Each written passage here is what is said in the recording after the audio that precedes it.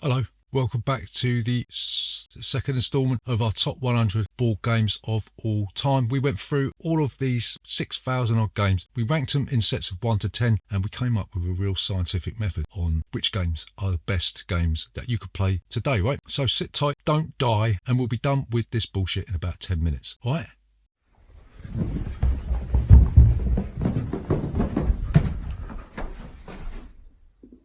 Bollocks!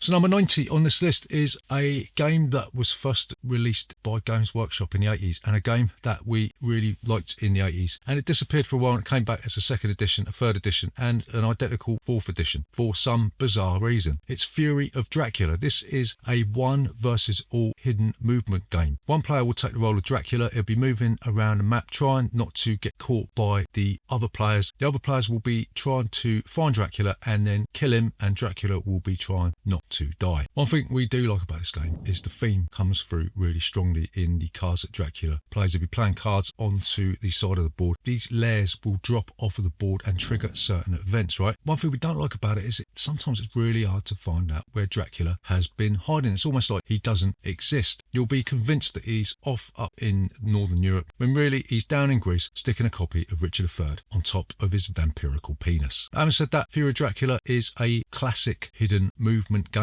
It built on the success of Scotland Yard in the early 80s, added some nuts and bolts to it, and made it a more interesting experience. Yeah, so it's currently in its fourth edition. Maybe you should go and get it, eh?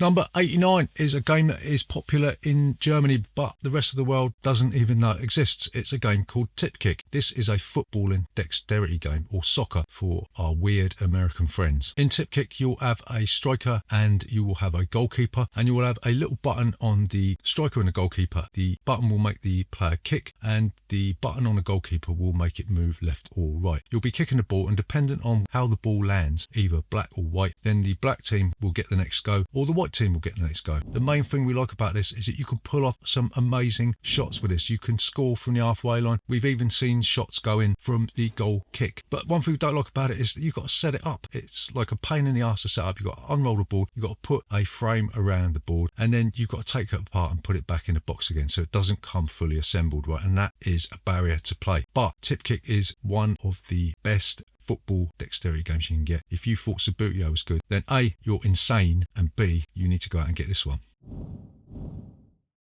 So number 88, did I say 98 last time? Number 88 on this list is another negotiation game. It's called Chinatown. In this game, you will be trying to take control of different plots. You'll be building different types of restaurants with different levels of points on them, and you'll be trading anything you want. You could trade the hair off of your ass if it makes you feel good. All the time, you've got to be watching what other players are doing. You've got to make sure that they're not going to encroach into your personal space too much, because that would deserve a slap, wouldn't it? But the main draw of this is that it's pure negotiation. There's not really much more going on other than trying to prize other people's precious tiles and stuff away from them whilst trying to build up your expansive dim sum empire. Sadly, Jack Nicholson does not appear in this game, but maybe that's a good thing, because Chinatown is probably one of the best negotiation games you're going to play in your life. Number 87 is a game that's remarkably come back onto our top 100. It's called Battlestar Galactica. This is a hidden traitor game. We initially bought this years ago, but we just didn't get it to the table because it was so bloody long, and we had Shadows over Camelot and we played that in 2 hours rather than 4. But it's recently resurfaced in our collection. I couldn't afford to get a price gouge copy off eBay, so I bought a cheap Spanish version and translated all of the text myself, right? In Battlestar Galactica, some players will be normal human beings and other players will take the role of the Cylons, but the human players will not know who the Cylons are. You'll be going to different locations on Galactica, taking actions, and you'll be trying to fend off the disaster of certain events that are going to happen. You'll be playing cards into a communal pool. Somebody's going to shuffle these cards, and then you'll reveal all these cards, and you will either pass or fail because maybe one of them sneaky Cylons put the wrong cards into the deck, right? Battlestar Galactica is a carbon copy of the ill-fated TV show. It's one of them games that actually feels like you're involved in that universe, yeah? Because Battlestar Galactica IP is no longer available, Fantasy Flight reprinted it as a Cthulhu-based game called Unfathomable. We haven't played that one, but if you can't afford to buy Battlestar Galactica secondhand, and you certainly do not feel like translating it from bloody Spanish like I did, then maybe Unfathomable is a way to at least get the fantastic mechanics onto your table. Number 86 on this list is a game called Azul. This is a tile laying game where you'll be choosing tiles from the centre of the table and you'll be arranging them on your player board in order to score a shitload of points. One of the things we like about Azul is that you've got to sort of think ahead. You've got to be thinking where you're going to be placing these tiles because you're only going to be scoring them if you've got a full row. So you don't want to block yourself off from the bonus points by placing tiles in the wrong position. But you're also going to have other people thinking the same thing. So you've got to try and strategize which coloured tiles you're going to be using and where you're going to be placing them at the right time. Azul is cheap as chips. It's won loads of awards, and to be honest with you, it's fully deserved. It's probably going to be a classic in years to come, innit?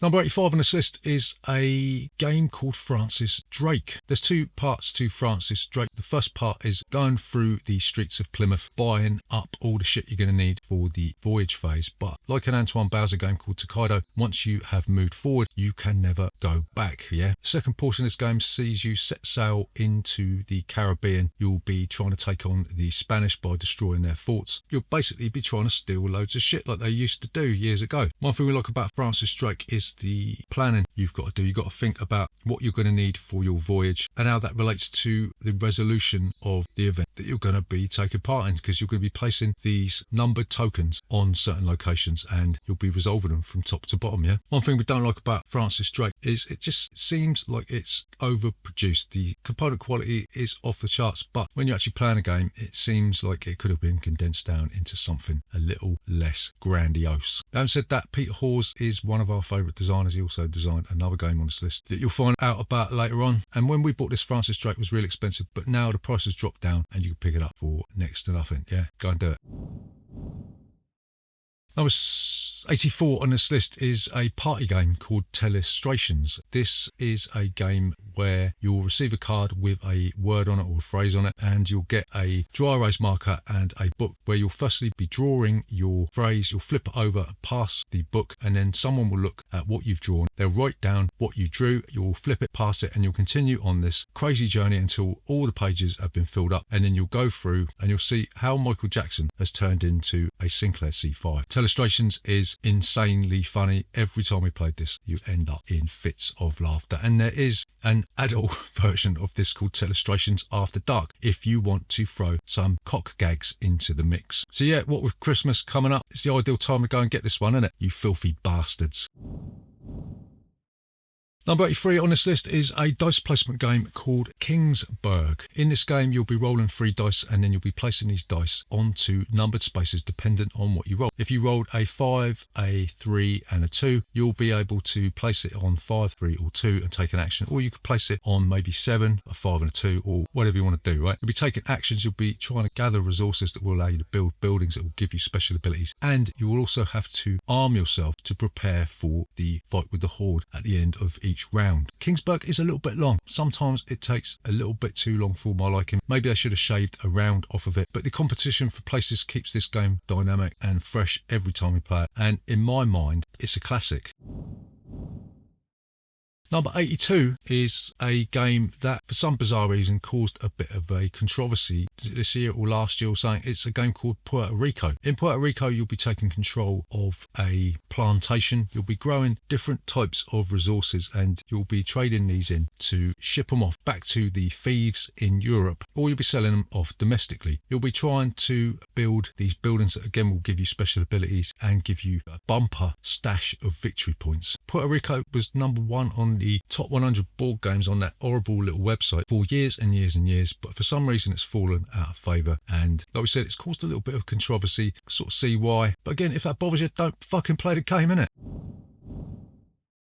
So number 81 on this list, and the final game on the second instalment of this brain-burning top 100, is a Game of Thrones, the board game. This game is best played with its full complement of 6 players. That way the whole of the map is used, and tear-ups occur on a regular basis. Each player will take the role of a house from the much beloved novels. You'll be trying to bolster your forces. You'll be trying to build a certain amount of castles that's going to let you win the game. There's loads of different things you can aim for. You can go for the Iron Throne, which allows you to break tiles. You can go for the Valyrian Steel Blade, which gives you a bonus in combat. This is one of the best area control war games that we have played. The only problem is, whilst it's best with 6 players, it's very difficult to get it to the table because a lot of people don't have 6 players on a regular basis, and when you do get those 6 players, you're going to be looking at maybe 4 or 5 hours of pure concentration, because this game is basically an endurance test. If you can stop the brain fog from forming in your mind, then you're going to win this game. So it is a bit of a slog, it is a bit of a mindfuck,